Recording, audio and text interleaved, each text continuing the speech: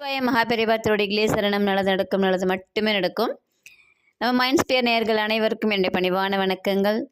நம்மளுடைய அச்சீவர்ஸ் அத்தனை பேருக்கும் என்னுடைய பணிவான நன்றிகள் நன்றிகள் நன்றிகள்.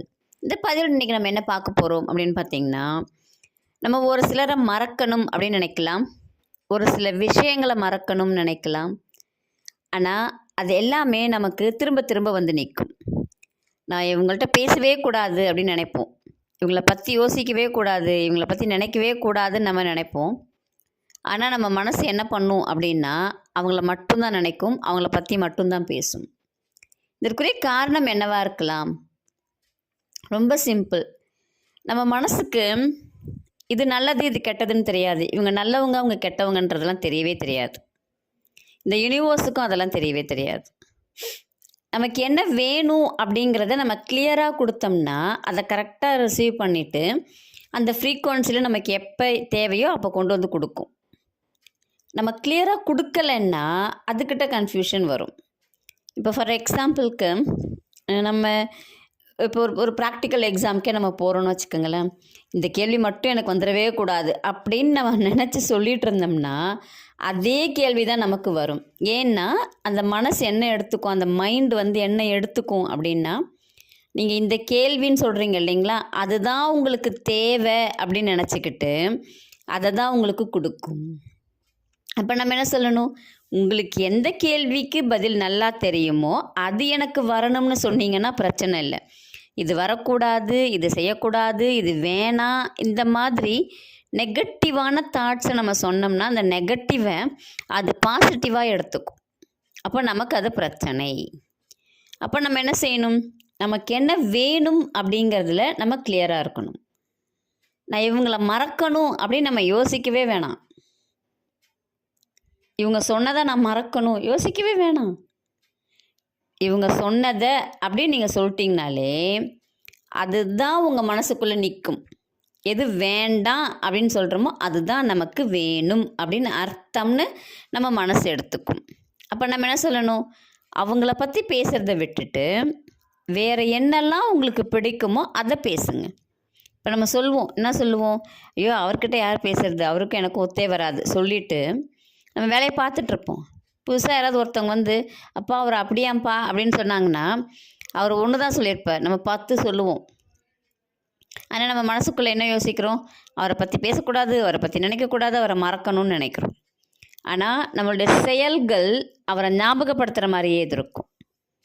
அப்போது நம்ம என்ன செய்யணும் அப்படின்னா, இப்போ அவங்கக்கிட்டேயே ஏதாவது ஒரு பாசிட்டிவ் ஃபேக்டர்ஸ் இருந்துச்சுன்னா அந்த பாசிட்டிவ் ஃபேக்டர்ஸ் எடுத்துகிட்டு வந்து மைண்டில் வைங்க.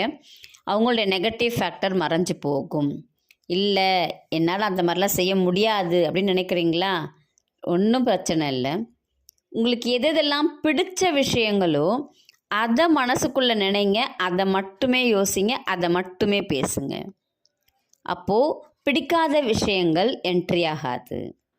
இது நீங்கள் நல்லா ஃபில் பண்ணி வச்சிட்டிங்க, எனக்கு இதெல்லாம் பிடிக்கும், நான் இதெல்லாம் செய்வேன், எனக்கு நன்றி சொல்கிறது ரொம்ப பிடிக்கும், நான் ஆரோக்கியமாக இருக்கிறது எனக்கு ரொம்ப பிடிக்கும், நான் டிவியில் இந்த ப்ரோக்ராம் பார்ப்பேன் எனக்கு ரொம்ப பிடிக்கும், எனக்கு இந்த டிஷ்ஷு ரொம்ப பிடிக்கும், நான் இந்த வேலையை செய்வேன், நான் அந்த வேலையை செய்வேன்னு உங்களுக்கு பிடித்த விஷயங்களை நீங்கள் அதிகமாக யோசிக்க ஆரம்பிச்சிட்டிங்க அப்படின்னா உங்களுக்கு பிடிக்காத விஷயங்கள் தானாகவே விலக ஆரம்பிச்சிடும். உங்களுக்கு பிடிக்காத விஷயங்கள் மறந்து போக ஆரம்பிக்கும். ஆனால் நம்ம சொல்லும் போதெல்லாம் எனக்கு இது ரொம்ப பிடிக்கும், எனக்கு அது பிடிக்கும் அப்படிங்கிறத நம்ம அதிகமாக ரிப்பீட்டடாக சொல்ல ஆரம்பிக்கணும். அப்போது உங்கள் ஆழ் மனது இதெல்லாம் தான் பிடிக்கும் போல இருக்குது அப்படிங்கிறத எடுத்துக்கும், அதுக்குரிய வழியை உங்களுக்கு காட்டும். அப்போ நீங்கள் யாரையும் கஷ்டப்பட்டு நான் அவங்கள மறக்கணும், நான் இதை செய்யணும் அதை செய்யணும் அப்படின்னு நெகட்டிவ் ஃபோர்ஸுக்கே போகக்கூடாது. நம்ம நெகட்டிவ்க்கு போனோன்னா அந்த நெகட்டிவை தான் நம்ம மைண்டு பாசிட்டிவ்னு எடுத்துக்கிட்டு அது வேலையை செய்ய ஆரம்பிக்கும். அப்போ நம்ம என்ன செய்யணும், நெகட்டிவை விட்டுட்டு பாசிட்டிவான வேர்ட்ஸ் எடுத்துக்கோங்க, பாசிட்டிவாக திங்க் பண்ணுங்கள்.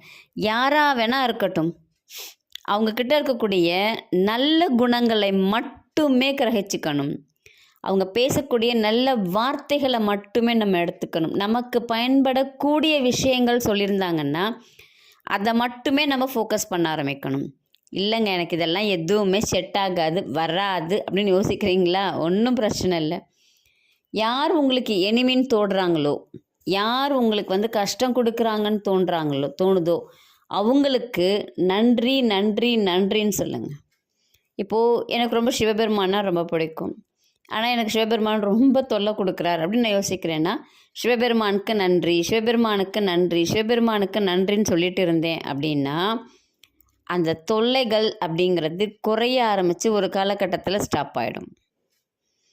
யாராக வேணா இருக்கட்டும், இதை நீங்கள் உறவு முறைகளில் செய்யலாம், பணத்துக்கு செய்யலாம், ஆரோக்கியத்துக்கு செய்யலாம், எப்படி வேணாலும் யோசித்து நீங்கள் இந்த ஃபார்முலாவை செய்யலாம். அப்படி செய்யும்போது நீங்கள் யாரையும் மறக்கணும்னு நினைக்க மாட்டீங்க, யாரையும் வெறுக்கணும்னு நினைக்க மாட்டீங்க. ரொம்ப எளிமையான வழி. ஒவ்வொருத்தவங்கள்ட்டையும் இருக்கக்கூடிய பாசிட்டிவ் திங்கிங்கை தேடி கண்டுபிடிச்சி எடுத்து நன்றி சொல்லுங்கள். அப்படி இல்லைன்னா எல்லாருக்கும் நன்றி சொல்லுங்கள், எல்லா பொருளுக்கும் நன்றி சொல்லுங்கள். நம்மளுடைய அட்மாஸ்பியரே டோட்டலாக மாறி போகும். ரொம்ப எளிமையான வழி. செய்து பலனடையுங்கள். நன்றி, வணக்கம்.